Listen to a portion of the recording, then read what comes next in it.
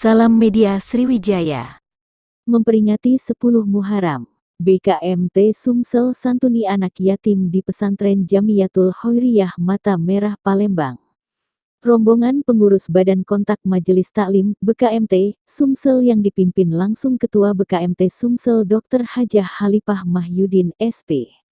THT, MM menyantuni anak yatim di pesantren ini. Dalam rangka bulan Muharram, kami pengurus BKMT Sumsel mendatangi pesantren ini untuk berbagi kebahagiaan dengan anak yatim di pesantren ini, ujar Hajah Khalifah, Rabu tanggal 10 Agustus tahun 2022.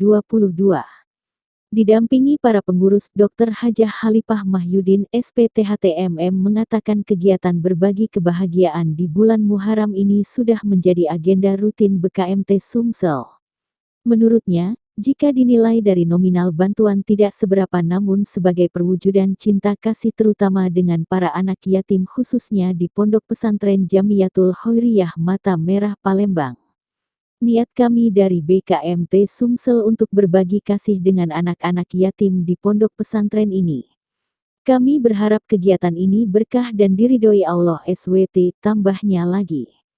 Dr. Hajah Khalifah Mahyudin pada kesempatan ini didampingi Wakil Ketua 3, Sekretaris Bendahara Ketua Bidang Dakwah, Sosial Kemasyarakatan, Humas dan Informasi BKMT Sumsel serta beberapa pengurus BKMT Sumsel lainnya.